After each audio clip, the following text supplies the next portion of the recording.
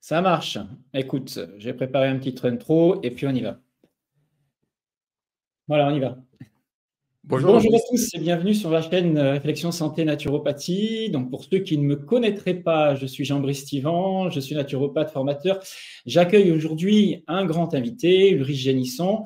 Et avant de le présenter et qu'il se présente, je vais juste finir moi de présenter qui je suis, surtout mon parcours pour ceux qui ne me connaissent pas, pour savoir comment j'en suis arrivé à rencontrer Ulrich et au cétogène. Alors, moi, j'ai grandi dans le milieu de la naturopathie, de l'hygiénisme, avec un père qui avait fait l'Institut Marcel Rouet, qui était très orienté végétalisme, très traditionnel, très hormétique, avec beaucoup d'exercices physiques, d'hydrothérapie, etc. Alors, j'ai toujours une philosophie vitaliste qui pense que on détient en nous les capacités d'auto-guérison à condition de mettre le corps, de placer l'organisme dans des conditions idéales. Et ces conditions idéales, on va en discuter aujourd'hui, hein, celles qui correspondent à la physiologie d'Homo sapiens, même si elles sont, je pense, encore à individualiser. Alors, ça fait plus de 30 ans que je navigue dans les approches alimentaires parce que ça m'a toujours passionné. Et j'ai travaillé aussi pas mal sur les maladies métaboliques depuis un peu plus de 10 ans. D'abord en m'informant pour ma mère qui avait un début de diabète de type 2. Et puis, je suis allé chercher pas mal de choses à l'étranger, donc aux États-Unis, dans le monde anglo-saxon, où ils sont beaucoup plus avancés hein, là-dessus. Mais pendant ces 10 ans, je ne suis pas tombé sur Ulrich. Les algorithmes de YouTube ne m'ont pas amené vers toi. Et pourtant, hein, voilà, j'ai écouté pas mal de choses, venant des États-Unis d'ailleurs, pas mal. Mais voilà, moi aussi, j'ai voulu vérifier un petit peu toutes ces choses. Alors, j'aime bien tester ce que je propose, ce que j'enseigne, etc. Bien sûr, j'essaye de le vivre hein, au maximum. Et donc, ça fait un peu plus de 6 mois que je me suis mis en céto strict. Hein, parce que j'avais déjà eu une expérience de l'alimentation cétogène, on va dire très low carb, mais sans prendre des données de corps cétonique, etc. Et je me suis dit, je vais faire ça 3 mois pour montrer que sans glucides, ou quasiment sans glucides, on peut arriver à faire un trail. Pour mes 50 ans, j'avais fait ça. Un trail de 21 km 5, alors avec pas mal de dénivelé, mais c'était pas si long que ça. Mais sans ravitaillement, sans boire, uniquement en trouvant un peu d'eau dans la nature, et puis pieds nus en minimaliste. Voilà. Donc mon beau-frère a fait ça ensuite sur des distances plus longues, toujours en cétogène. Voilà, donc pour montrer qu'avec 30-50 grammes par jour de glucides, et à jeun, même en partant, on arrive à faire des distances. Voilà. Donc, j'avais vécu cette expérience-là, mais je voulais aller un petit peu plus loin ces derniers temps, puisque je suis tombé sur des bouquins à toi et tout ça, et puis je me suis dit quand même, cétogène, c'est très intéressant pour les maladies métaboliques, autant arriver jusqu'au bout. Et donc, voilà, ça fait 6 mois que je me suis mis en céto strict, hein, sans sortir de céto, avec vérification, tout ça, voilà. Et là, j'ai décidé d'arrêter, mais je te dirai pourquoi. Et durant ces 6 mois, ce qui est rigolo, c'est qu'au moment où j'ai commencé, c'était en novembre 2023, là, 15 jours après que j'ai démarré, je suis tombé sur ta première vidéo d'interview. Et donc, tu m'as accompagné pendant tous mes 6 mois de céto strict avec ma femme d'ailleurs. Hein, voilà. Et mon beau-frère, entre-temps, avait déjà pratiqué et tout ça. Et tu l'as rencontré, tu l'as interviewé d'ailleurs. Voilà, donc je te remercie pour tous ces interviews, mais je vais te présenter vite fait et puis tu vas compléter tout ça. Alors, pour ceux qui ne te connaîtraient pas, Ulrich, tu es, on va dire, le pionnier du cétogène en Europe.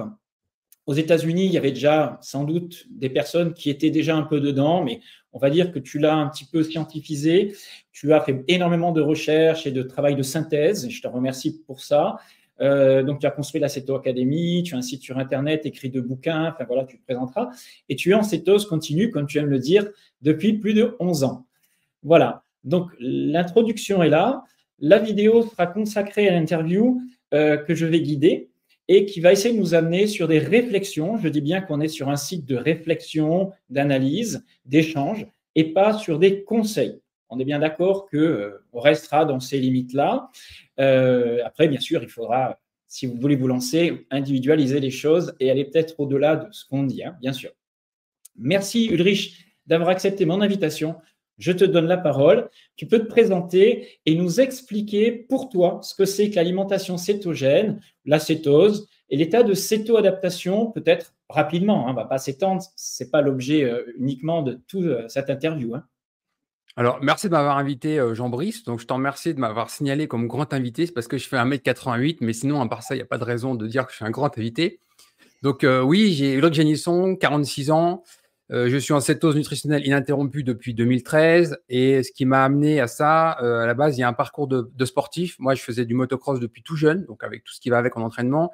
J'ai passé ma formation au BVE premier degré en 98. Donc, c'est là que j'ai commencé à apprendre sur la nutrition. Bon, depuis, j'ai jeté tout ce que j'ai appris de l'époque puisque c'était clairement de la connerie.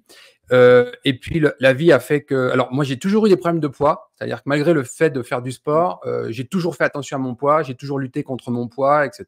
Et je suivais à l'époque les grandes recommandations, les sucres lents, les sucres complexes, pour la pratique du sport, low fat, etc. J'ai fait ça. En 2009, on diagnostique un glioblastome à ma mère, donc une tumeur cérébrale qu'on ne peut pas guérir aujourd'hui. Et à l'époque, j'ai cherché beaucoup de choses. J'ai tourné autour de beaucoup de choses. J'ai tourné autour de David Servan-Schreiber. J'ai tourné autour de tout ça, mais sans mettre le doigt sur l'acétose nutritionnelle contre le cancer et contre le glioblastome. Donc, ma mère est décédée en 2010 après 18 mois de traitement, chirurgie, chimio, etc.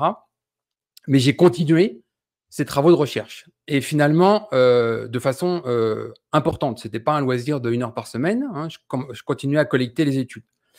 Et en 2013, je tombe sur le régime cétogène. Et là, c'est pour moi une révélation, c'est-à-dire la clé de voûte qui me manquait. La voûte ne tenait pas. Il y avait plein de choses que je ne comprenais pas. Les glucides dans le sport, le rôle des glucides dans la perte de poids, etc. Ça n'allait pas. L'indice glycémique, tout ça, ça ne collait pas. Ce n'était pas cohérent. Il y a quelque chose qui n'allait pas. Manger des glucides pour perdre de la graisse corporelle. Déjà, dans l'énoncé, c'était con. Mais tout le monde le suit. Et puis 2013, je tombe sur, donc pour citer le livre, c'était la réécriture du régime Atkins par Volek, Finet et Westman. Je lis ça et là, boum, je me lance.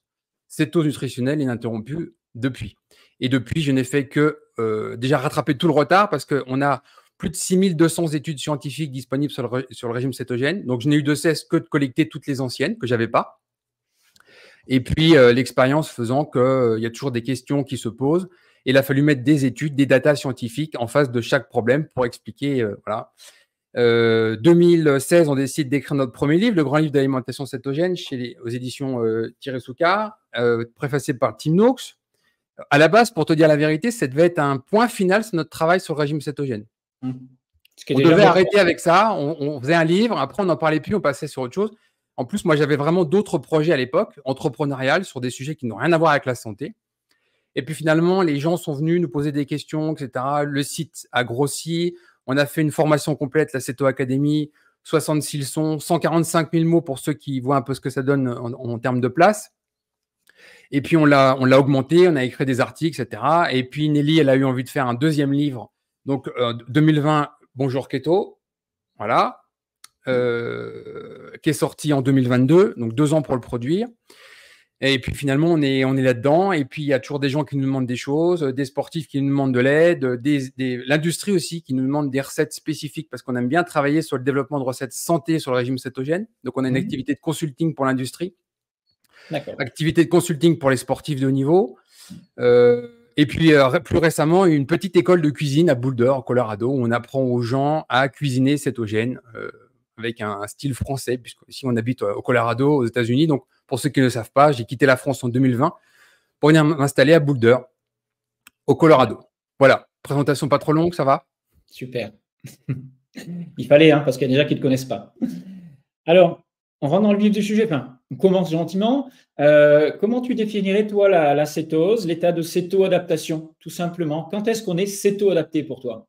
Alors, déjà, premier point, de notre corps, de notre circulation sanguine, on connaît tous la glycémie, mais peu de gens savent que nous avons une molécule qui s'appelle, des molécules qui s'appellent des corps toniques, donc acétoacétate ou bêta-hydroxybutyrate, qui normalement circulent dans la circulation sanguine chez quelqu'un qui est en pleine santé. Le problème, c'est que nous avons une alimentation occidentale riche en glucides qui vient carrément supprimer la production de corps cétoniques. Bon. Quand on arrive sur un régime cétogène, donc pauvre en glucides, alors pour certaines personnes, ça va être 50 grammes par jour, d'autres 20, d'autres quasiment vers 0. On a une production de corps cétoniques qui vient remplacer le glucose qui viendrait manquer de notre circulation sanguine pour prendre sa place.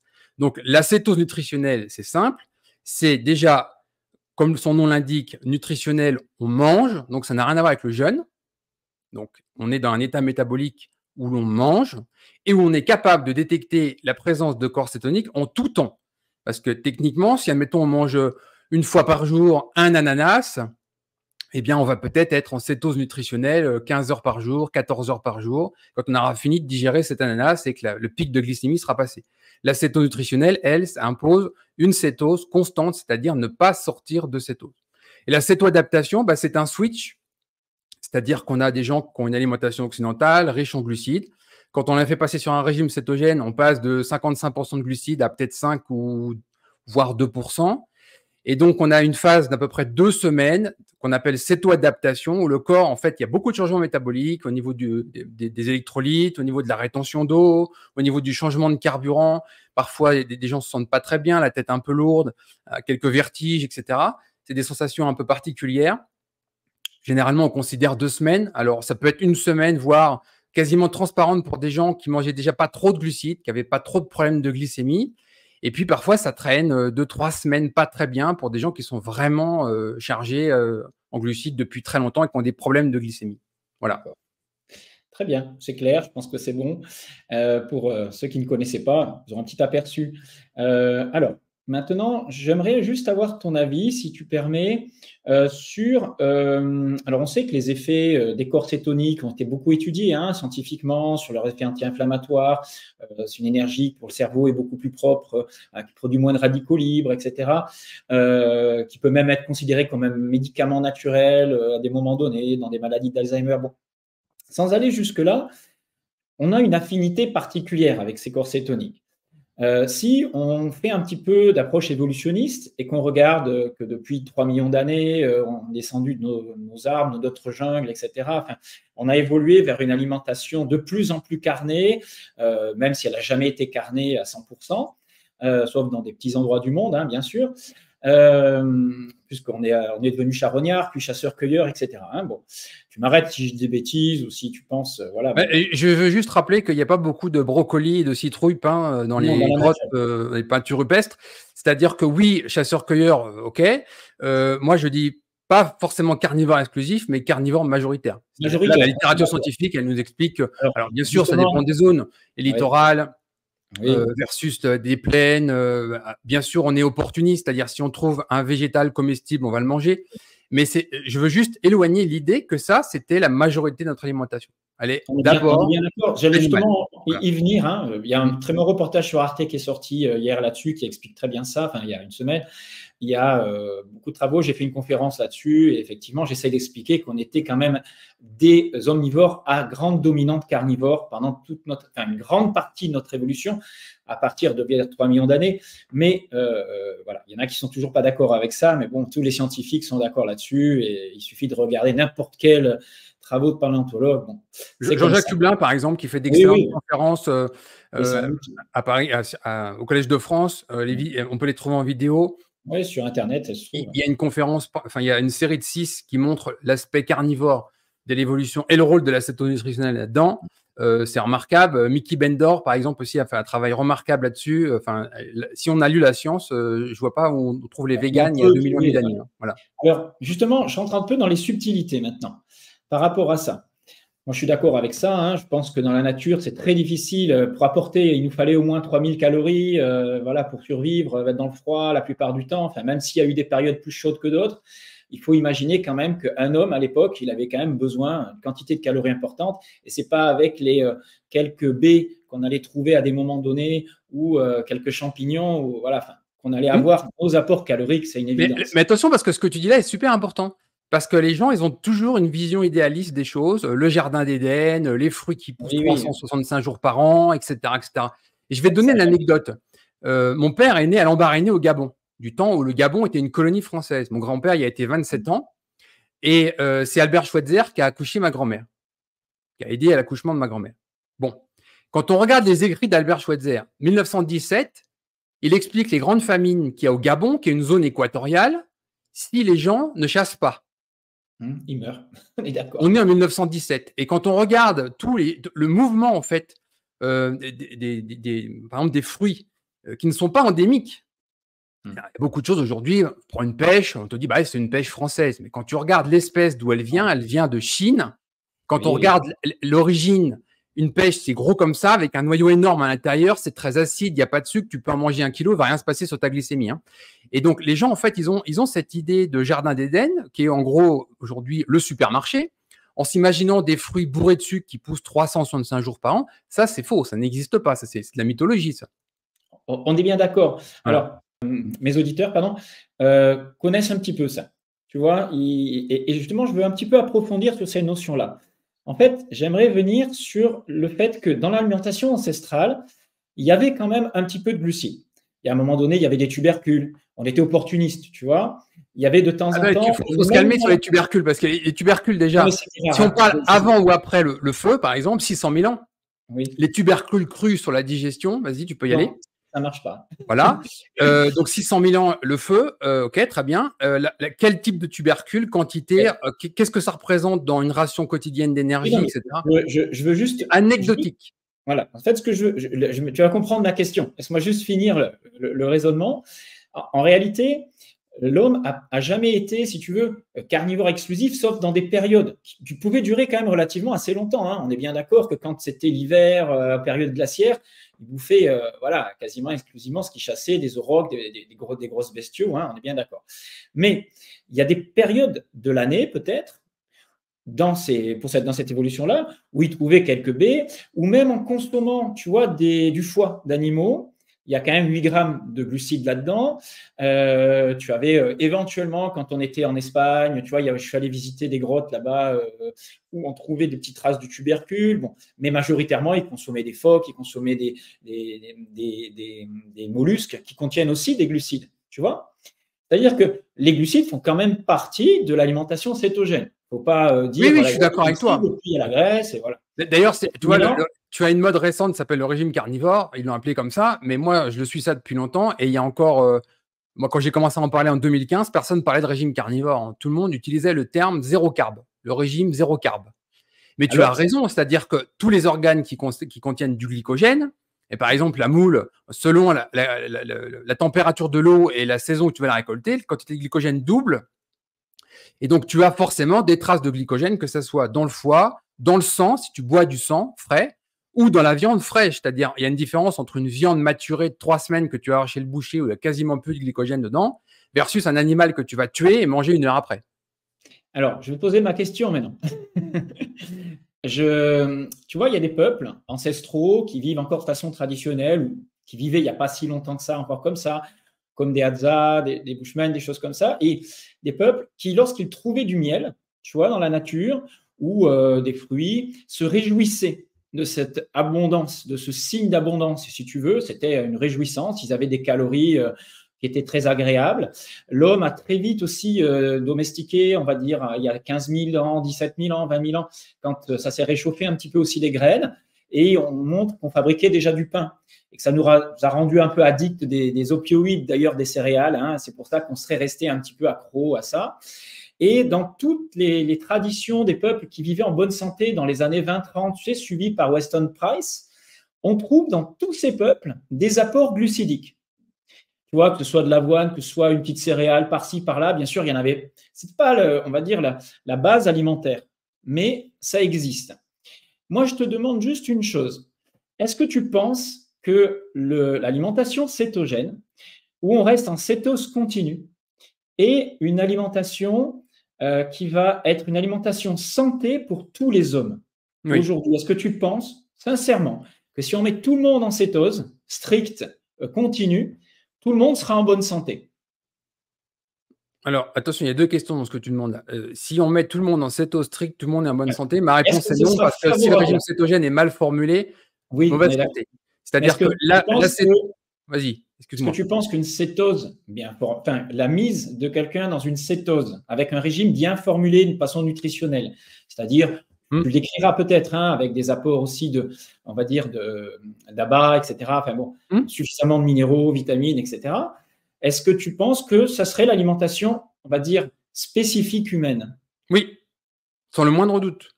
D'accord, ok. Sans la moindre nuance, pour tout le monde. Pour tout le monde, ok. Alors, justement, tu penses que tout le monde a la capacité de basculer en cétose de la même façon, avec des apports quasiment identiques, enfin, je veux dire, proches. C'est-à-dire que la capacité à basculer en cétose, elle est identique pour tout le monde. Je vais te poser la question dans l'autre sens. Est-ce que toutes les vaches sont faites pour manger de l'herbe?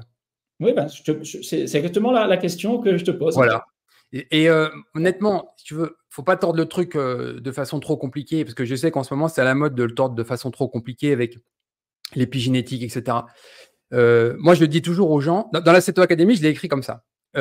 Nous sommes faits pour vivre quasiment nus, dehors sous le soleil quasiment toute la journée, dormir dans l'obscurité totale, pour faire simple, une grotte. Nous sommes faits pour nous exposer au chaud, au froid. Nous sommes faits pour passer notre journée à glaner notre nourriture. Dans le mouvement.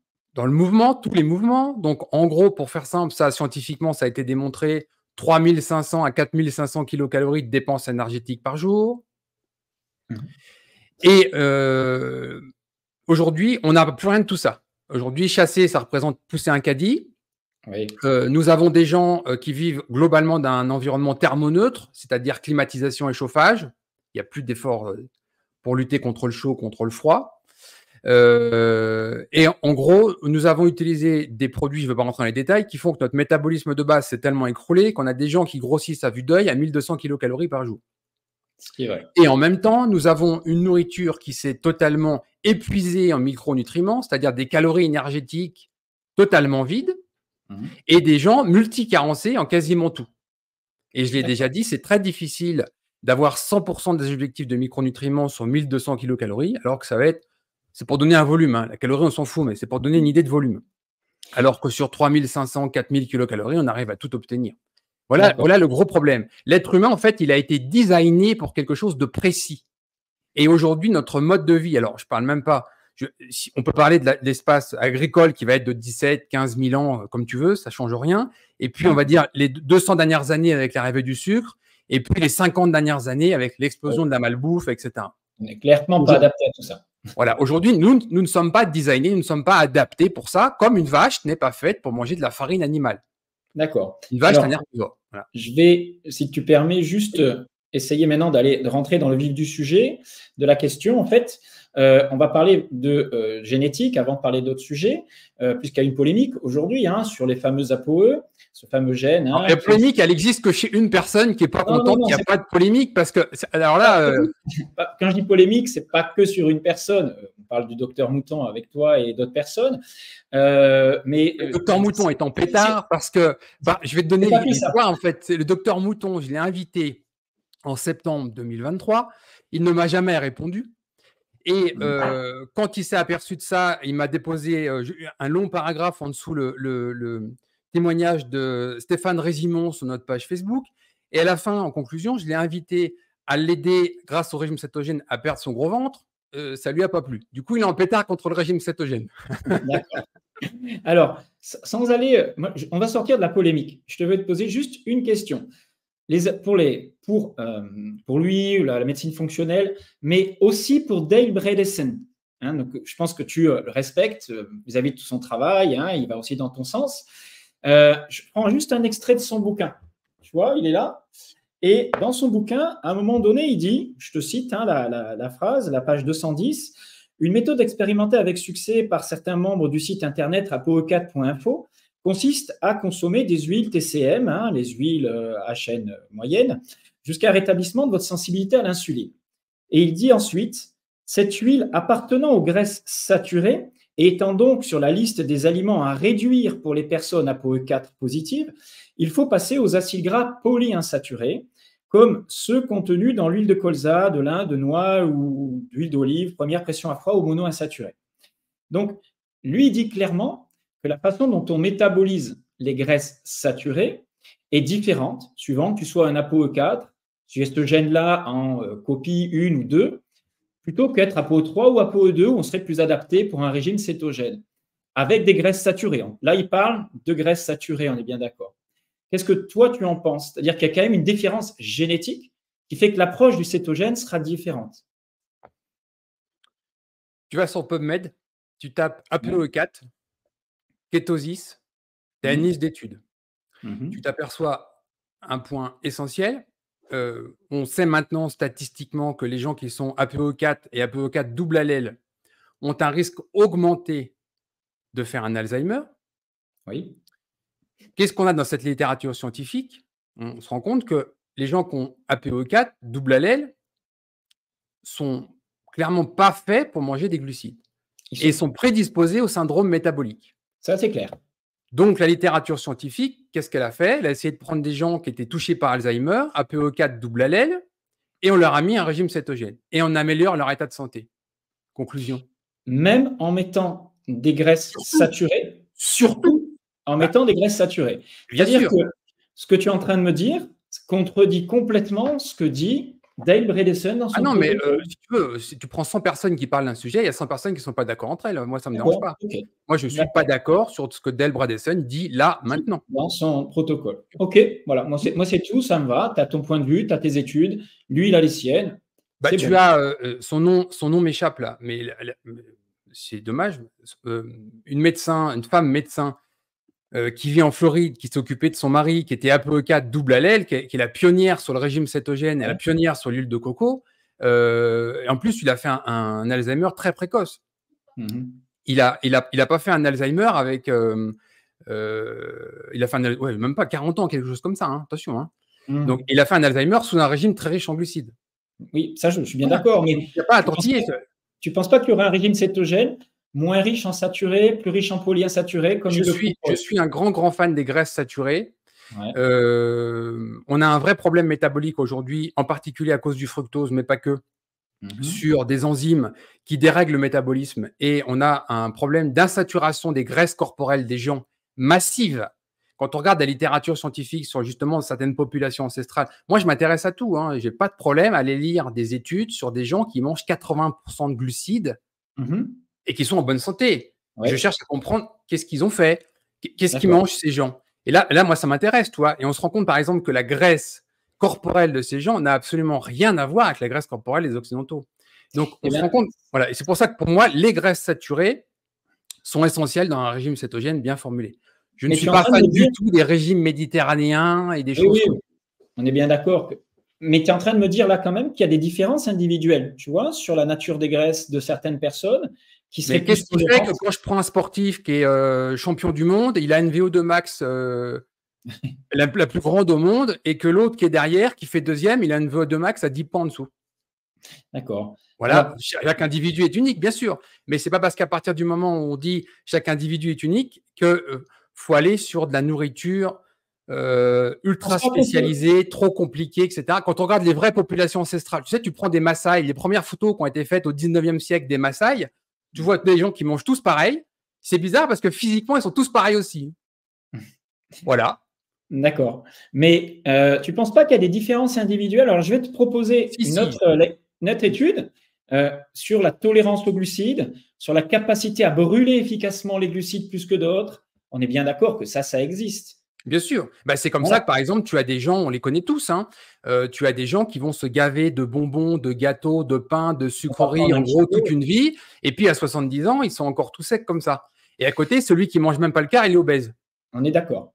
Et tu vois, moi, je vois ça par rapport aux morphotypes. Moi, j'ai beaucoup étudié les morphotypes, les métabolismes des rétractés, des dilatés, des musculaires, etc. C'est en naturopathie, c'est important pour orienter un petit peu et guider l'alimentation.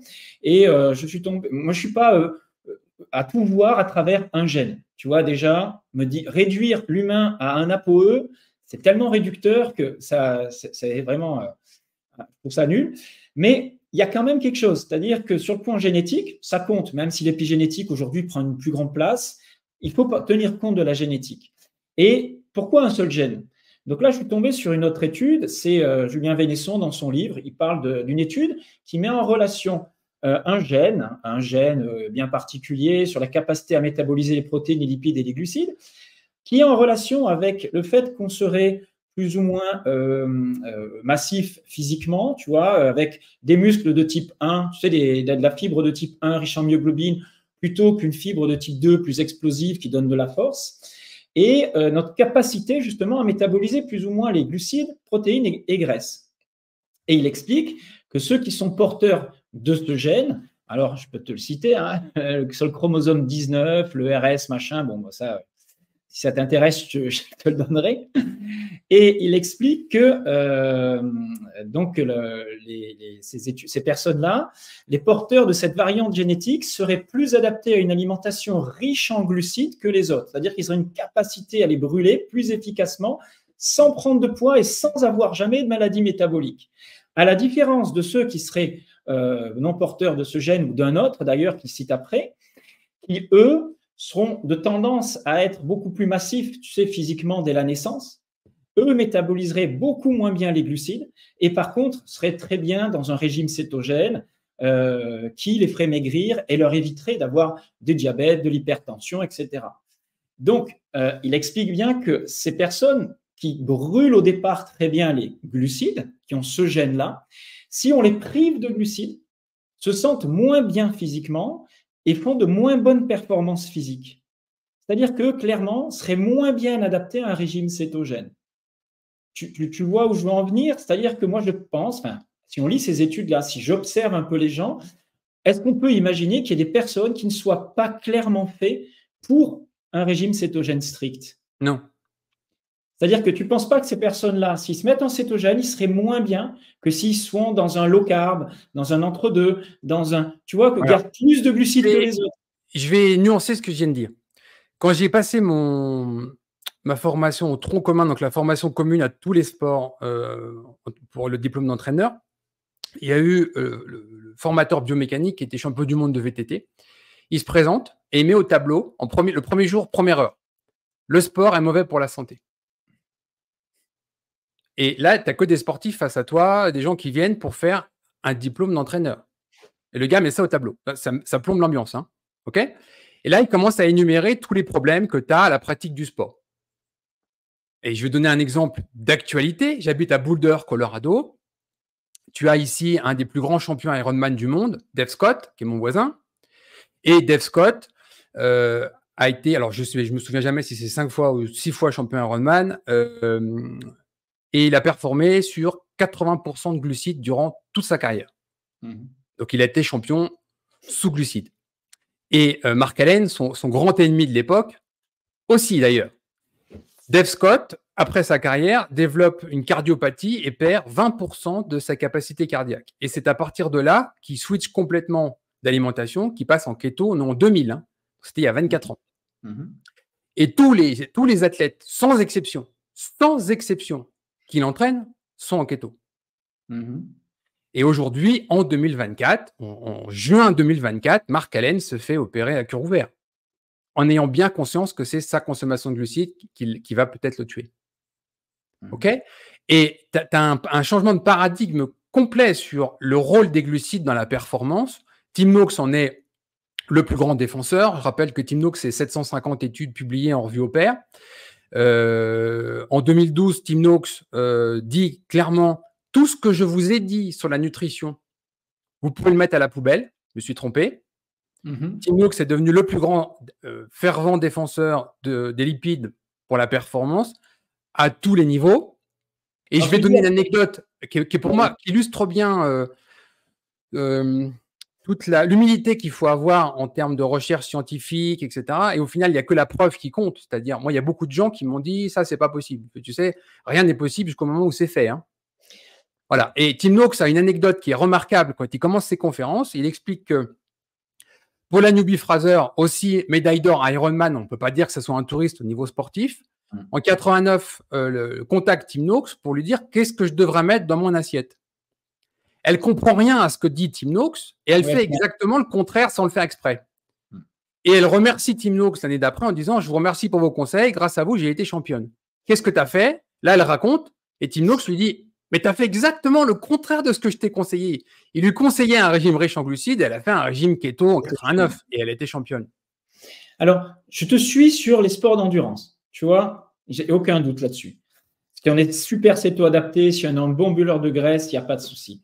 Maintenant, moi, j'ai testé. Tu vois, moi, je suis prof de PS, je fais de l'haltérophilie, beaucoup de musculation, des sports vraiment basés sur… Je fais encore du foot, tu vois, sur des accélérations, des choses comme ça, même à mon âge, hein, tu vois, j'essaye quand même de garder de la puissance physique. Et j'ai clairement constaté, et quand j'ai fait des recherches aussi, j'ai regardé autour de moi, il y a très, très peu de personnes qui sont en cétogène dans des sports explosifs. Alors, on en trouve quelques-uns. Il y a le All Black en 2015 qui ont fait cette expérience, soi-disant, pour le mondial. Mais j'ai regardé un petit peu leur menu, tu vois, ce qu'ils mangeaient à l'époque. Alors, ils sont en cétogène pendant une période. Et puis, la veille du match, ils se gavent de glucides. J'ai les trucs. Donc, il faut un cétogène mixte avec, tu sais, une charge la veille en glucides. Mais tu ne trouves pas de personnes qui vont faire des sports explosifs, des champions ou même des gens à moyen niveau, qui vont être en cétose complète et qui vont battre le record sur des activités explosives. C'est-à-dire qu'on a l'impression qu'il faut quand même un peu plus de glycogène dans les muscles, qu'il faut cette petite réserve supplémentaire pour être plus performant. Sur de l'explosif, est-ce que toi, dis-moi plus vieux record olympique détenu par une Tchèque sur 800 mètres, fait avec de la saucisse et du saindoux. Point barre. D'accord. Et elle ne se rechargeait pas un petit peu en glucides. Et elle est sortie de l'équipe nationale parce que c'était l'équipe, à un moment donné, il surfait un peu sur la vague flocon d'avoine. Elle a vécu dans une ferme, elle était élevée au saindoux à la saucisse. D'accord. Elle est sortie de ça et elle a fait son record là-dessus. Alors, en fait, là, ce que tu me dis, c'est que c'est un cas, c'est possible, ça existe, mais qui te dit qu'elle ne serait pas plus performante en rajoutant 100 grammes de glucides? Non, le problème, en fait, c'est de voir de ne pas comprendre le régime cétogène. Moi, je travaillé avec 18 champions du monde. 18. Quand je travaille avec eux, déjà, pour faire simple, 9 demandes sur 10 qu'on me fait, je les refuse. Parce que si ce n'est pas fait dans les bonnes conditions, dans le beau timing, etc., je refuse. Donc, je travaille qu'avec les gens que je choisis. Et quand je travaille avec un athlète, c'est moi qui prends tout en charge. Et c'est moi qui prends… C'est ce que je ne fais pas avec la Céto Academy ou le reste de mon travail. Là, je fais exactement le contraire. C'est moi qui décide de tout et c'est moi qui résous tous les problèmes. Et il y a intérêt à me remonter tous les problèmes. Parce que je travaille avec les médecins, les entraîneurs, les conjoints, etc. Tout le monde me remonte tout. Parce qu'il y a énormément de conneries qui sont faites et de mauvaises connaissances sur le régime cétogène. Moi, je travaille avec des athlètes qui s'enfilent 150 grammes de glucides par jour et ils ont une cétose à 1 millimol continue.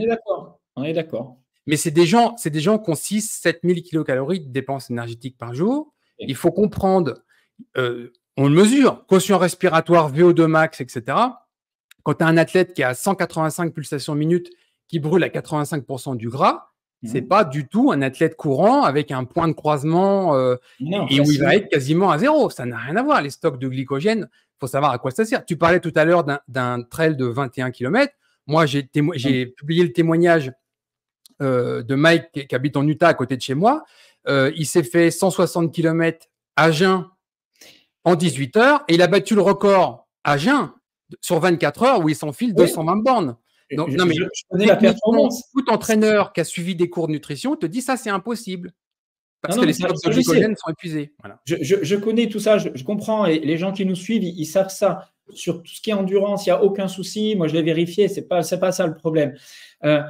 En fait, moi, ce que j'ai vérifié, je te le dis pour moi, voilà, c'est que sur mes performances de musculation pure, de force pure, j'ai perdu 5 à 10%.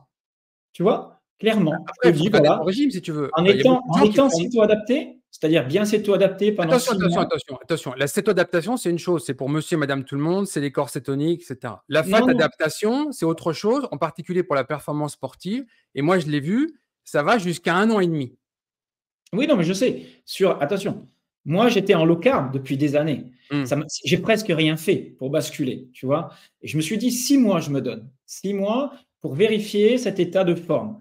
Et dès qu'il y avait des accélérations à enchaîner ou dès que j'ai des perfs de développé couché à faire, je suis légèrement en dessous. Tu vois, il me manque. J'ai rajouté un tout petit peu de glucides et effectivement, c'est un autre monde. Alors, justement, ça, c'est mon expérience. Je ne veux pas la généraliser. Mais tu mangeais combien de protéines, par exemple, par jour?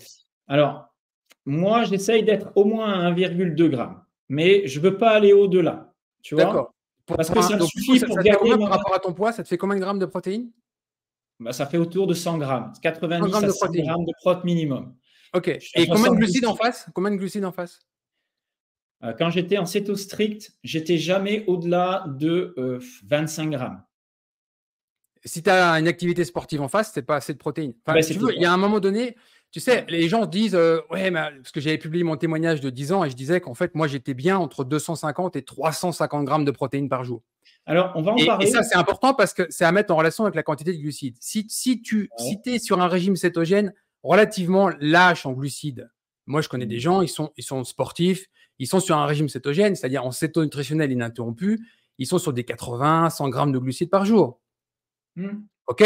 Donc, ils peuvent modérer leurs apports de protéines. Plus tu réduis ces glucides, soit par choix, soit on s'en fout de la raison, mais plus tu réduis ces glucides vers 0, plus ta quantité de protéines, elle doit monter. Et justement, tu ne trouves pas ça dommage de diminuer les glucides au lieu de les augmenter un petit peu par rapport aux protéines? Je m'explique. En fait, pour fonctionner de base, ton cerveau va quand même consommer 15-20 grammes de glucides, minimum, même si tu es en céto strict. Tu sais, tu as toujours besoin d'une petite part de glucose. Je ne sais pas, je dis peut-être 10 grammes, je ne sais pas exactement. Tu en as toujours un petit peu besoin pour les cellules, les érythrocytes ou d'autres types de cellules dans le corps. Si à ça, tu rajoutes de l'exercice physique, on va dire que tu as besoin au moins de 40 grammes de glucides par jour. C'est un strict minimum que tu consommes, je veux dire, de base, à peu près, pour quelqu'un lambda. Voilà. Ça peut monter à 60 ou à 30, je ne sais pas. Ça voudrait dire que je trouve dommage, tu vois, d'être, je parle surtout pour ceux qui sont carnivores, stricts, qui refusent de manger des glucides. Pourquoi pas amener… Alors, si tu n'en consommes pas suffisamment, ton corps va les fabriquer et va faire la néoglucogénèse ou il va utiliser le glycérol. On est bien d'accord. Pourquoi faire de la néoglucogénèse ou utiliser cette transformation et pourquoi pas les amener directement? Tu vois ce que je veux dire? Donc, pourquoi pas être à 60, 70 grammes de glucides? Mais c'est ce que font beaucoup de sportifs. C'est ce que font les sportifs, on est bien d'accord. C'est pour ça qu'il y a vraiment un potentiomètre à mettre en place entre la quantité de protéines et la quantité de glucides. Et c'est clair que c'est stupide, par exemple, de réduire très très bas ces glucides sans monter radicalement ces protéines. Là, les gens sont plutôt mal. Il y a un ratio, bien sûr, entre les protéines et les lipides à conserver. On reste en céto-nutritionnel, on profite des courses toniques. Mais n'oublions pas une chose essentielle dans le sport. Le sport, il y a deux façons de le voir. Soit tu fais du sport pour la santé, optimisation de ta santé. Ça, c'est une chose. Et un autre objectif va être la performance sportive. Et je suis désolé, mais je l'ai toujours dit, la performance sportive n'est pas compatible avec la santé. Il y a un prix à payer. Et plus tu montes dans le niveau, et sur certains sports, et plus le prix est cher à payer. Mais les gens le savent. Attention. Il ne faut pas mélanger les deux objectifs. Ils le savent, ouais. Ils sacrifient leur vie, ils savent une partie de leur vie, mais c'est peut-être pour gagner plus d'argent et pour être plus tranquille après. Bon, pas forcément. Il y a beaucoup de gens qui ont vraiment à cœur d'être des champions. Je sais ce que c'est parce que j'y suis passé.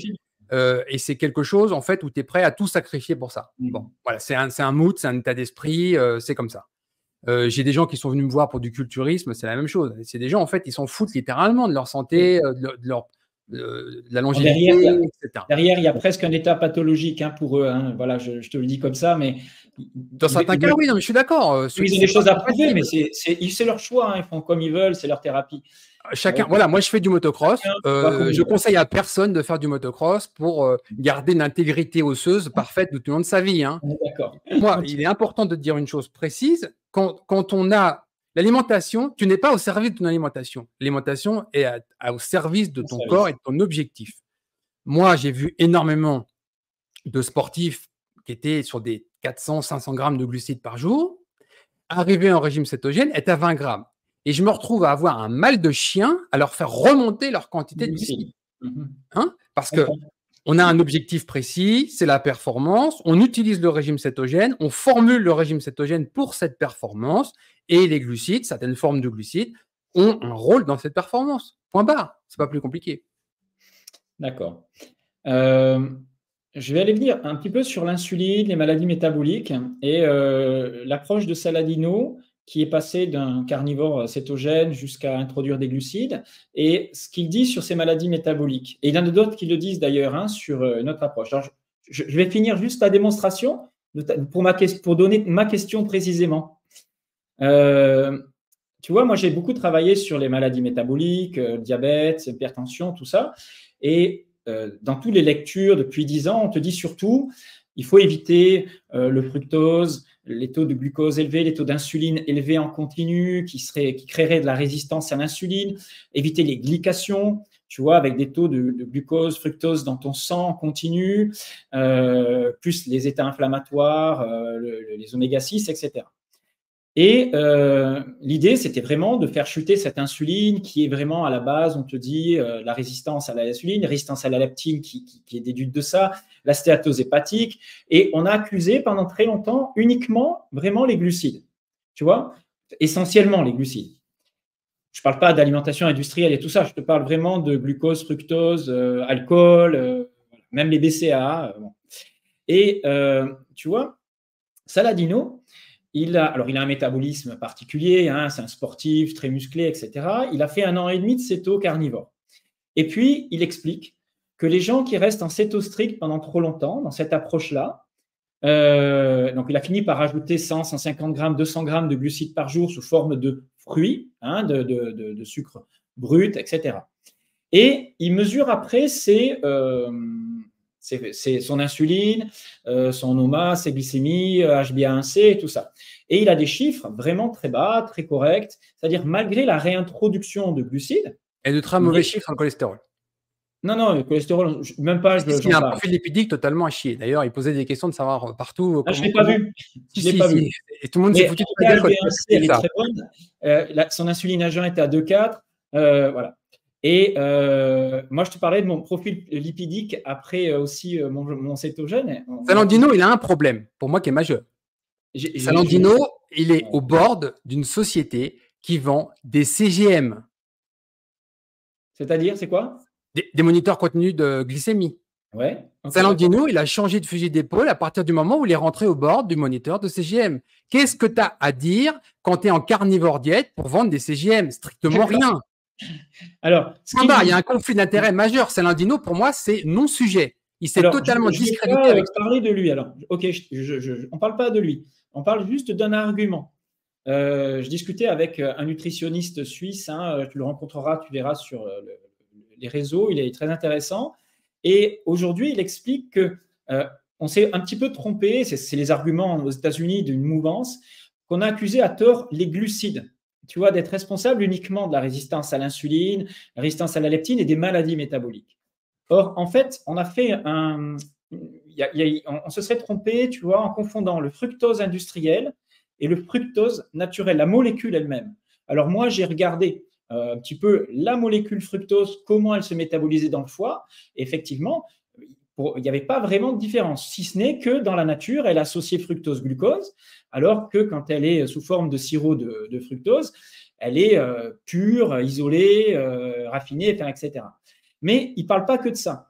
Il parle aussi des problématiques des acides gras polyinsaturés.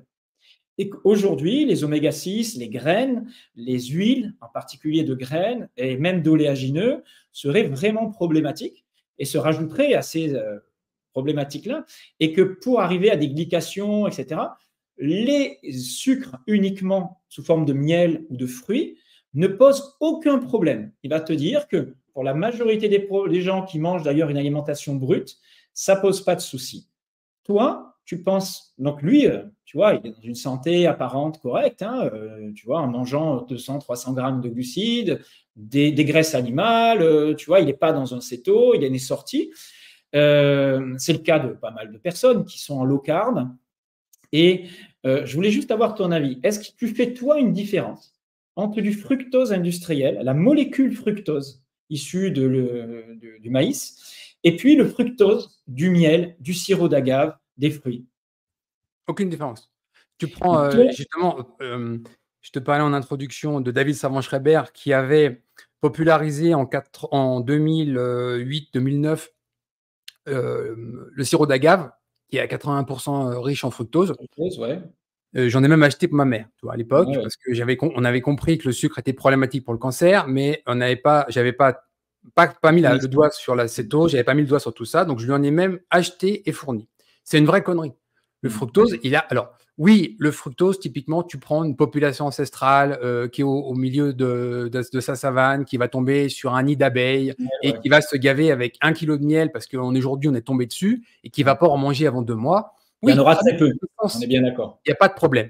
Par contre, le fructose aujourd'hui est vraiment problématique dans notre alimentation occidentale et c'est le même fructose de sirop d'agave, le miel Ou, alors après, le sirop de fructose américain qui est mis dans les sodas, il est vraiment modifié celui-là. Mais sinon, tous les autres qu'on trouve, en particulier en Europe, c'est la même chose. Il n'y a pas de différence. Et cette notion d'équilibre, parce qu'il y en a qui te disent, si tu apportes un dosage fructose-glucose identique, ça sera mieux que si tu as un dosage fructose plus élevé que glucose. Tu vois, tu as des fruits qui seraient plus problématiques que d'autres par rapport à ça. Globalement, les fruits, c'est fructose et glucose. Alors après, il y a un rapport différent, mais globalement, c'est ça. Oui, c'est équilibré.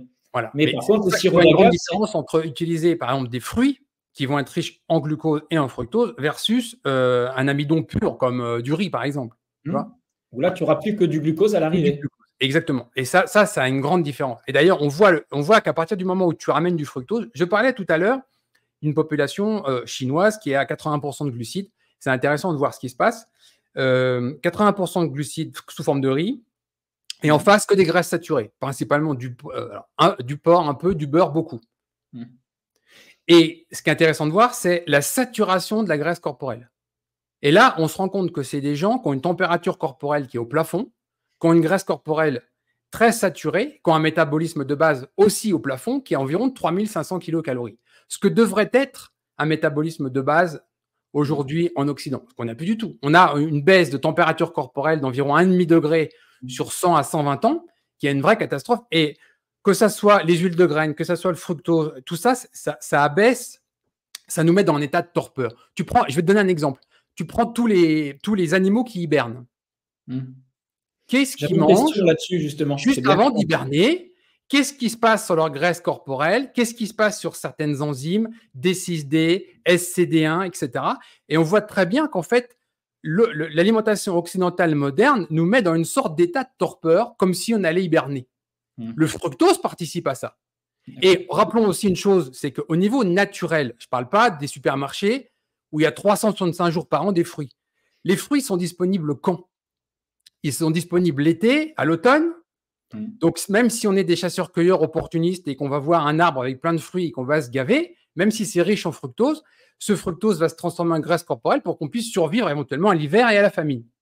Voilà, ça fait sens au niveau évolutionniste. Ça n'a plus de sens dans une société moderne où on a de la nourriture en permanence, où les gens mangent 3 fois par jour, etc. Et justement, par rapport à ça, cette notion de torpeur aujourd'hui, on la met beaucoup sur les oméga 6 et les oméga 3, et même les oméga 9. Je ne sais pas si tu as un petit peu écouté, j'ai vu des interviews aux États-Unis où ils ont trouvé justement que ça a amené ce signal pour le cerveau de mettre en réserve des graisses. Je vais te donner un autre exemple. Tu prends les stéatoses hépatiques. C'est intéressant de s'intéresser au foie. Les champions du monde de la stéatose hépatique, donc rappelons que c'est la maladie du foie gras, c'est les Américains.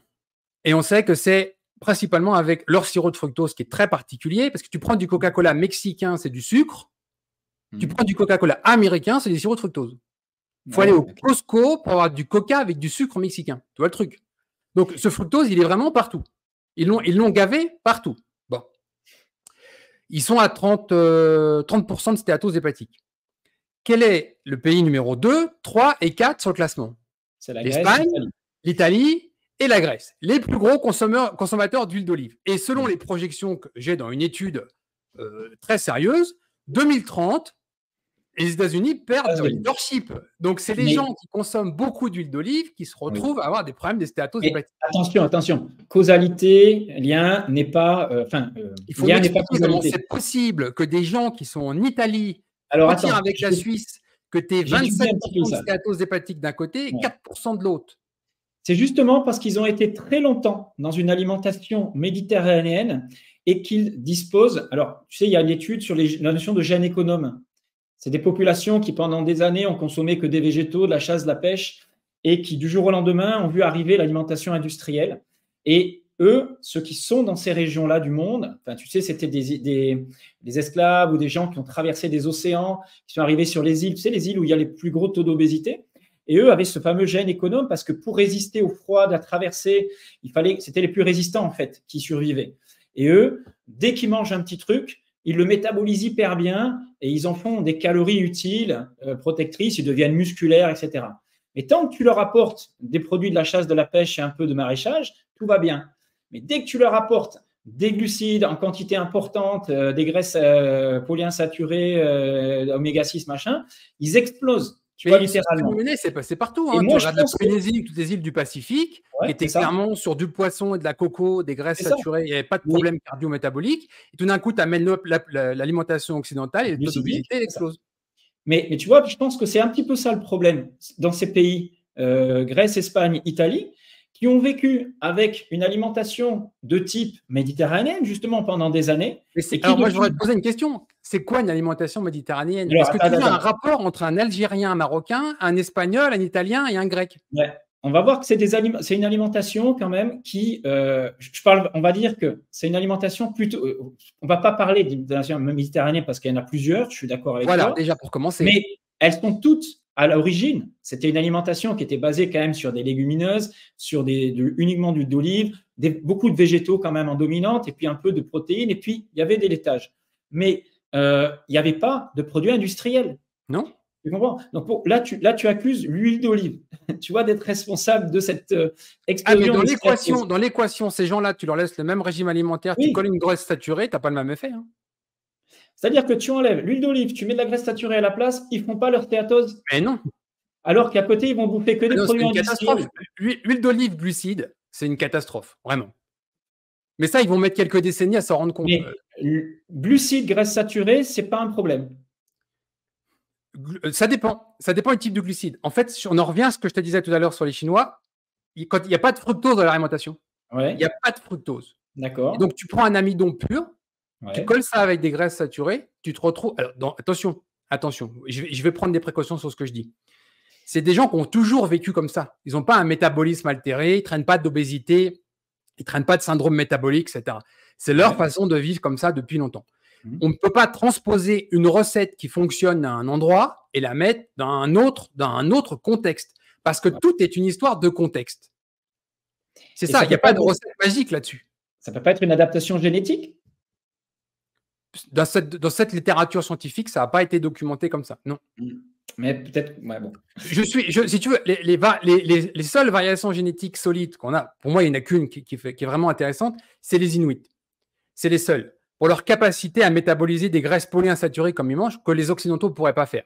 Des oméga 3 en particulier, oui. Voilà, eux, ils ont quelque chose de très particulier. Et d'ailleurs, ils tombent très, très malades quand ils consomment une alimentation occidentale riche en glucides. Ça va très, très loin. Arrêt cardiaque à 40 ans. Hein. Voilà. Mais ça, tu vois, un saladino qui consomme alors beaucoup de graisses saturées et qui, à côté, consomme ses fruits et son miel, il se met clairement en danger. Fructose. Pour moi, je ne veux même pas en discuter de lui. Tu sais, il y a des gens qui ont été passés. Quand tu as un conflit d'intérêt majeur comme ça, tu ne sais plus ce que tu peux écouter, qu'est-ce qui est vrai, qu'est-ce qui est faux. Il y a un moment donné, il faut arrêter.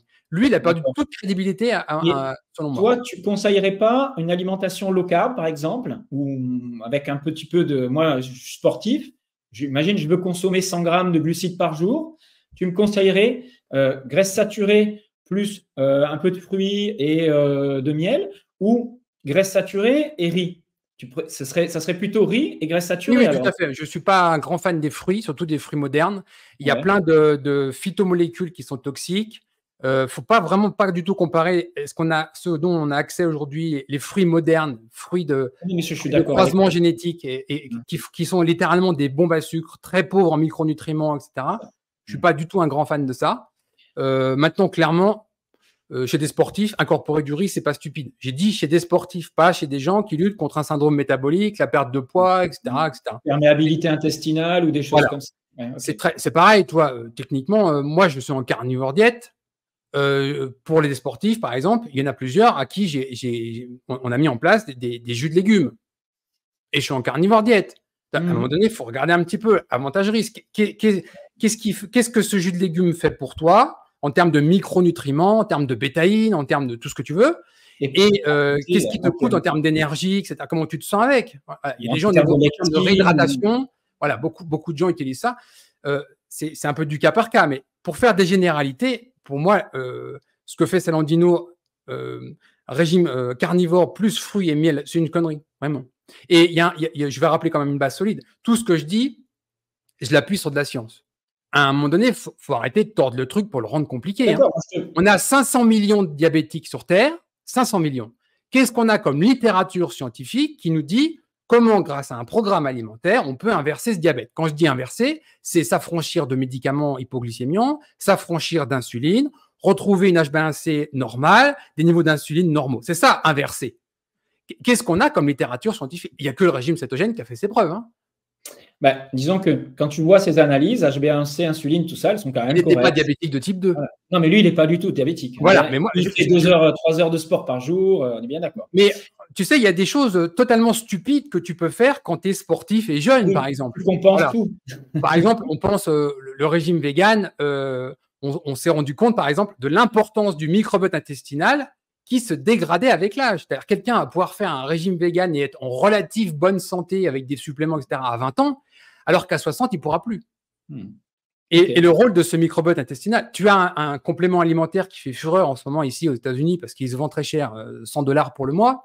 C'est quelque chose de simple à la base. C'est un acide organique que tu trouves dans certains fruits, par exemple la grenade, la framboise jaune, etc. etc. Alors, c'est un postbiotique. En fait, on s'est aperçu que quand on le donnait à quelqu'un, il y avait une molécule qui était produite par le microbiote intestinal. Et c'est cette molécule-là qu'on a purifiée, standardisée et produite. Bon. Et ils ont fait des essais, par exemple, en Europe, en Allemagne, au Canada, aux États-Unis, pour voir si on donnait l'acide organique pur aux gens, si tout le monde faisait cette molécule intéressante. Et ils sont aperçus que les champions, c'était les Français.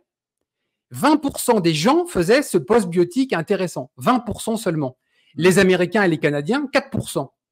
Parce que beaucoup plus d'antibiothérapie, etc., etc. Donc oui, on a un contexte différent. Peut-être que les personnes qui vont avoir ce microbiote intestinal, si elles boivent ou elles mangent un peu de grenade, par exemple, elles vont avoir quelques bienfaits que l'autre d'à côté ne va pas avoir parce qu'il a un autre microbiote intestinal. On est bien d'accord. Donc, on est bien d'accord que toutes les études ne pourront pas expliquer pour chacun d'entre nous ce qui est bon ou pas bon.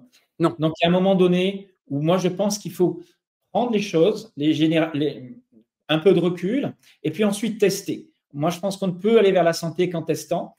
Et après, on peut faire des conneries pendant longtemps, hein, attention, hein, en compensant les effets. C'est ça qui est dangereux aussi. Et l'heure de vérité, elle arrive après la cinquantaine, moi, je dis. C'est l'âge où les choses vraiment commencent à apparaître. C'est vrai. Il y a une question qui me taraude encore un petit peu en cétogène. C'est la question des électrolytes et la difficulté parfois à équilibrer les choses. Si on considère que l'alimentation ancestrale, le cétogène est l'alimentation de référence ancestrale, ou du moins très proche, normalement, tu as des taux d'insuline qui chutent rapidement quand tu consommes cétogène, tu as des taux d'insuline qui sont bas, donc il n'y a plus de retenue. Donc on sait que l'insuline envoie un signal au rein pour retenir les minéraux, le sodium en particulier. Et puis ensuite, il y a potassium, quelques autres minéraux qui partent avec, c'est les phénomènes d'osmose, etc. Et comment tu peux expliquer qu'à l'époque du paléo, où ils consommaient quasiment donc zéro glucides, les taux d'insuline étaient très bas, ils puissent compenser leur perte minérale en sodium en particulier, sachant que le sodium, à part un petit peu au bord de mer, pour les peuples qui vivaient bord de mer, mais pour les peuples qui vivaient ici, comment ils faisaient pour compenser cette baisse minérale sans avoir de crampes, de palpitations, on imagine, de choses comme ça, sans consommer de sel? Alors, la littérature scientifique n'est pas extrêmement riche sur ce sujet, mais c'est un point extrêmement intéressant. Et moi-même, je l'ai testé d'ailleurs, la théorie. Aujourd'hui, pour être optimal dans un régime cétogène, et on l'a vu sur de grandes études d'épidémiologie, c'est 12 grammes de sel par jour, 5 grammes de sodium. OK ?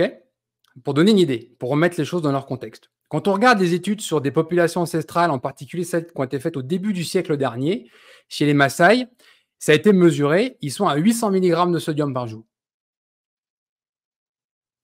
C'est très bas. Ouais, aujourd'hui, je te garantis que si tu consommes que 800 mg de sodium en cétonutritionnel, tu vas te sentir mal. Ah ben oui, ça c'est clair. Par contre, ce qui est intéressant de voir, c'est les apports de potassium en face. Ouais. Et là, ils sont juste énormes.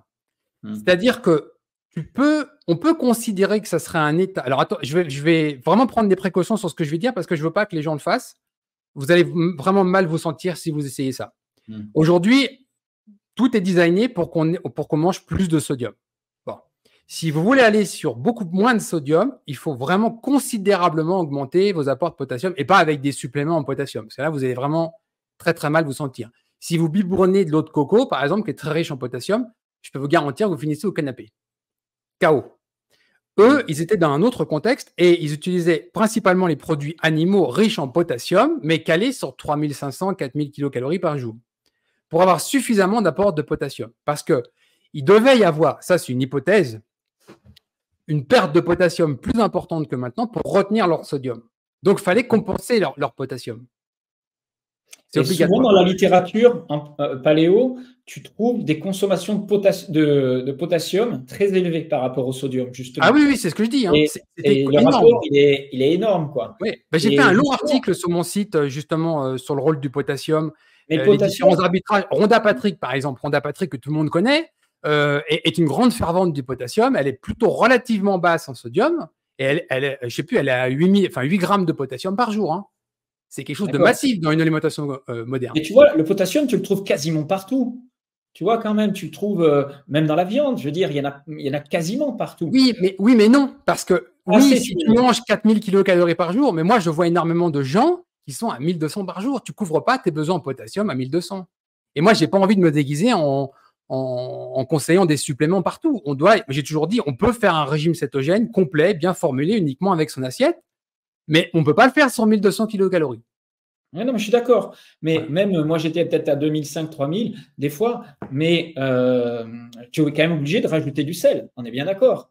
Mais à l'époque, à part, je ne sais pas, qu'est-ce qu'ils consommaient ces Maasai pour avoir ces apports énormément de viande, de lait. Déjà, ils consomment le lait des animaux, le sang des animaux, ils consomment le lait des animaux, ils sont des gros consommateurs de lait, malgré qu'ils aient perdu, il n'est pas la persistance de la lactase. Et des consommateurs de viande. Et puis, il va y avoir certainement quelques végétaux. Je n'ai plus en tête exactement. Ouais, l'étude était complète de tout leur régime alimentaire et ils arrivaient à des doses très, très massives de potassium. Et 800 mg de sodium seulement. Si tu n'as pas scellé, je veux dire, il y a 20 000 ans, comment on faisait concrètement? Ils le trouvaient où, ce sel? Franchement, alors ça soit bien clair, ça c'est pas bien défini, mais les populations ancestrales étaient sur un régime très pauvre en sodium. Ancestral avant l'agriculture. Oui, ça je suis sûr. C'est une évidence. Tu vas dans la nature, qu'est-ce que tu veux? Tu chasses des bêtes et tu n'as rien comme sodium. Mais pourtant, donc ils avaient une alimentation, il y avait 80% de graisse, tu vois, et en moyenne, il y avait des abats, il y avait les os, les moelles. Mais attention, parce qu'on néglige souvent. Alors, sur les vraies populations ancestrales, je parle il y a entre 2,5 millions d'années et 18 000 ans, on va dire, ou 15 000 ans, il y avait une prépondérance importante de la consommation de produits marins. Oui, on était souvent sur des côtes. Je suis d'accord avec toi, mais pas que. Enfin, je veux dire. Non, mais c'était extrêmement important. Après, il y a peut-être une sélection génétique qui a été faite avec le temps, avec ceux qui supportaient plus le sodium que d'autres, etc. Mais on voit par exemple sur le DHA, on voit la taille du cerveau humain. Le cerveau humain, oui. Avant l'agriculture, qui était environ de 1600 cm3, et on est descendu à 1350 cm3, et on voit que c'est directement corrélé avec la consommation de DHA. Les populations ancestrales qui vivaient au bord des côtes, qui vivaient des produits marins, mais pas que, parce que les gens s'imaginent produits marins égale mer. Non, pas forcément. Une écrevisse, t'en as partout. Des grenouilles, t'en as partout. Tu as des tortues terrestres, etc. Oui, mais tu n'as pas de sodium là-dedans. Non, bah, si, tu as un peu de sodium dedans, mais surtout le DHA. Si tu parlais du DHA, pardon, excuse-moi. DHA, je suis d'accord. Voilà. Je te parlais, moi. Oui, mais c'est un peu corrélé quand même avec la consommation de produits marins. Et c'est pour ça que du coup, tout se tient, si tu veux, la consommation d'iode, la consommation de sélénium. L'iode, c'est la même chose. Quand on regarde les apports en iode aujourd'hui, dépendant des produits marins, etc., c'est la même chose en fait. On est resté au bord des mers et la plupart des grottes, moi que j'ai visitées en Andalousie, tout ça, sur les populations ancestrales, c'est vrai qu'ils s'installaient au bord de la mer. Et là, ils avaient tout. Ils avaient des mollusques, ils avaient les phoques, ils avaient quelques poissons qu'ils arrivaient à chasser. C'était paradis sur Terre pour eux. Voilà. Maintenant, il y en a qui ont conquis les terres du Nord. Et ceux-là, je ne sais pas comment ils ont fait. Tu sais, ça me fait un peu penser à la vitamine D. C'est-à-dire qu'à la base, on a une peau noire, on fait de la vitamine D en étant exposé au soleil. Et qu'est-ce qui se passe quand la population humaine migre en Finlande ou en Suède ou en Norvège? Du coup, on perd la capacité. La peau est obligée de passer blanche pour mieux capter les rayons du soleil, etc. Et on devient dépendant d'une source de vitamine D alimentaire. c'est deux contextes différents, en fait. Ceux qui vont être nés en Afrique, à l'origine de l'humanité, versus ceux qui vont être dans le nord de l'Europe, et il a fallu s'adapter. Et je pense que le sodium, ça a été la même chose. Et c'est pour ça que tous les animaux sont friands de sodium. Quand tu mets un bloc de sodium à une vache, elle se jette dessus. Il est content, ouais. Exactement. Mais tu vois, là encore, tu es en train de me dire qu'il y a quand même des différences individuelles. Qu'on peut peut-être avoir un gène qui va nous permettre d'être plus adapté à la rétention de sodium, un autre pour les glucides. Bien sûr qu'il y a des différences individuelles. Tu prends la synthèse de la vitamine D avec la peau d'un noir, vraiment qui a une peau la plus noire possible, versus un Finlandais. La synthèse de la vitamine D n'a rien à voir. Et on voit d'ailleurs que dans l'épidémiologie, tout change au niveau de certains cancers, les maladies cardiovasculaires, etc., etc.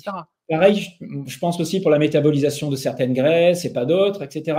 Donc tout ça fait quand même que tu vas peut-être pas calibrer le régime cétogène de la même façon pour tout le monde. Tu vois ce que je veux dire?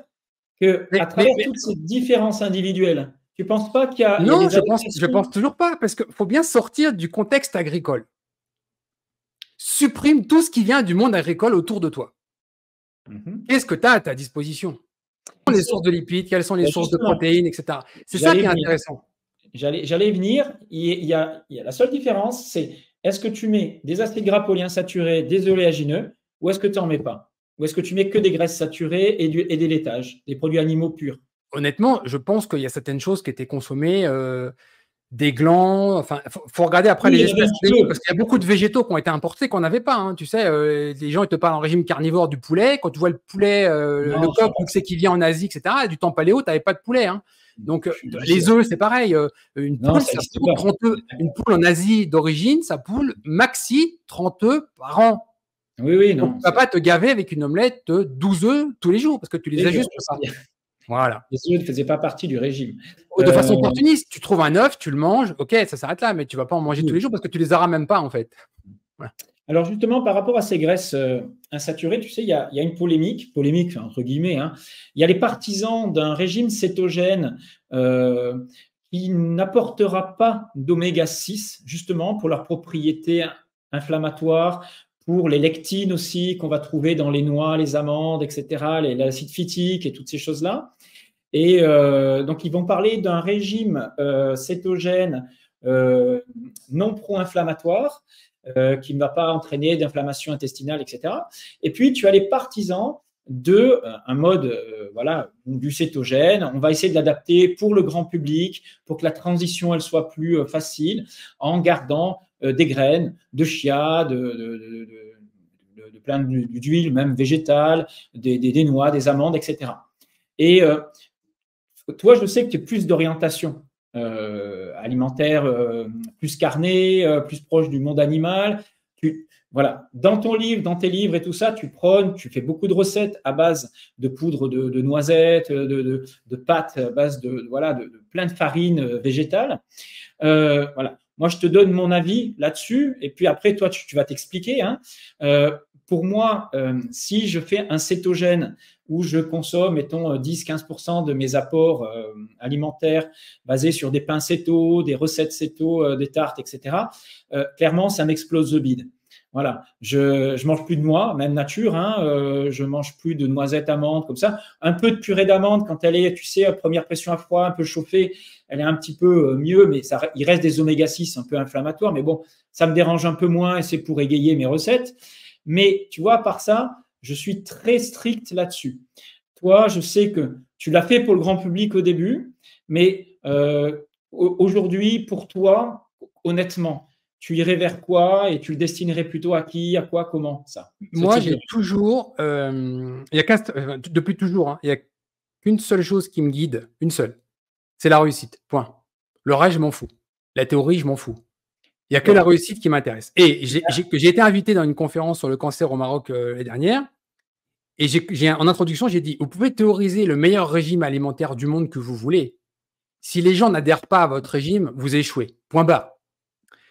Notre travail dans nos 2 livres sont un régime cétogène que nous avons nous-mêmes utilisé au début de notre vie cétogène, les premières années. Moi, 2013 à 2018, je suis omnivore. Je mange des noix, je mange des graines, je mange tout ça. J'ai toujours réduit au maximum, le plus possible, mes apports en oméga 6, c'est-à-dire, mais je vais en détailler là-dessus. Et avec le temps, j'ai perdu le goût pour les végétaux. J'en ai juste plus envie. Et c'est pour ça que naturellement, je ne me suis pas forcé, je n'avais pas d'objectif, etc. Je suis arrivé sur un régime carnivore parce que j'avais plus envie que de produits laitiers, de viande et d'œufs, pour faire simple. De l'autre côté, si demain, je vais manger un yaourt avec 50 grammes de myrtilles dessus, je vais les manger. Hein. Je ne suis pas religieux. C'est juste que ça ne me porte plus de plaisir. Je n'en ai plus envie. Ouais, et Nelly, ça a été la même chose. 11 ans de régime cétogène, ça fait ça. Les choses changent entre le moment où tu débutes et le moment où...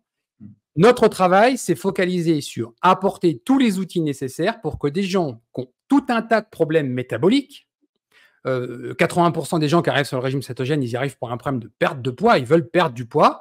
Après, tu as d'autres choses, certaines maladies, etc. Ils ont besoin d'une transition et ils ont besoin d'un 1 pour 1. Ils mangent du pain, il leur faut un pain cétogène. Ils mangent des gaufres, ils veulent des gaufres cétogènes. Ils sont invités pour l'anniversaire du petit dernier, ils veulent un gâteau cétogène, etc., etc. Tout le monde a fait ça. Et il suffit de voir les 2500 ou 2800 avis sur le premier livre qui ont été déposés. On a changé la vie de dizaines de milliers de personnes grâce à ça. Et tous les retours que j'ai avec le temps sont tout le temps les mêmes. Les gens font ça 3 mois, 6 mois, 1 an et demi. Puis petit à petit, ils n'en ont plus besoin, ils arrêtent et ils arrivent à des choses beaucoup plus simples qui va être un poisson, une viande, des légumes, des produits laitiers pour ceux qui en mangent, des choses beaucoup plus simples. Et puis, dans une façon plus radicale à la fin, ceux qui sont en cétogène depuis des années, ils arrivent aussi sur un régime carnivore au bout de 4-5 ans parce que c'est tellement pratique de faire un repas avec juste de la viande que par praticité, ils font ça. Donc, mais toi, honnêtement, si tu avais quelqu'un qui venait pour un trouble intestinal, une maladie auto-immune, on est d'accord que tu ne démarrerais pas par un cétogène riche en végétal, acide phytique, etc. Mais l'important, c'est de réussir. Il y a des gens, tu vois, par exemple, je suis très fan des docteurs Toth et Clément Hongrie qui ont créé la clinique Paléomedicina. Ils arrivent avec un régime carnivore très strict. Hein, il n'y a même pas de thé, pas de café. Et en phase d'induction, tu n'as même pas d'œufs. Donc, c'est que de la viande. Ils ont des résultats fantastiques sur des gens qui ont été délaissés par la médecine. C'est-à-dire, les médecins leur ont dit, vous avez un cancer, on a fait tous les traitements possibles et imaginables, rentrez chez vous, allez mourir. Et ils se retrouvent avec des patients comme ça qui sont toujours en vie grâce à un régime céto-carnivore. Bon, ok. Si des gens sont assez motivés pour passer d'un régime occidental délétère et tout un tas de problèmes sur un régime céto-carnivore, moi je dis allez-y, c'est aujourd'hui ce qu'il y a probablement de mieux au niveau scientifique, etc.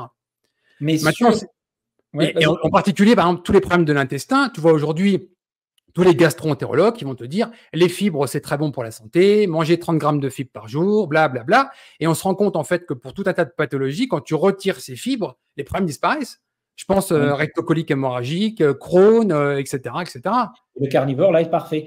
Mais justement, pour ce type de pathologie, pour l'hyperperméabilité intestinale, tu accepterais de dire qu'il y a un cétogène qui serait sans végétaux, sans fibres, sans lectine, etc. Sans édulcorant, tout à fait, je suis d'accord avec toi. Moi, ça, je suis 100% d'accord avec ça. Tous les gens qui ont des... L'intestin est souvent le carrefour de beaucoup d'autres problèmes derrière. Toutes les pathologies auto-immunes ont comme origine souvent une hyperperméabilité intestinale. Il y a de l'inconfort intestinal, etc. Il y a plein de problèmes qui tournent autour de l'intestin. Et arriver à une alimentation la plus propre possible, c'est l'idéal. La plus propre possible, c'est quoi? Alors déjà, vérifiez bien les niveaux d'acidité gastrique parce qu'amener des fortes quantités de protéines là-dessus, c'est une catastrophe. J'ai une personne qui m'a écrit il n'y a pas très longtemps, elle m'a dit je prends des IPP depuis 20 ans, j'ai fait une stéatose hépatique carabinée, est-ce que le régime cétogène est compatible avec moi?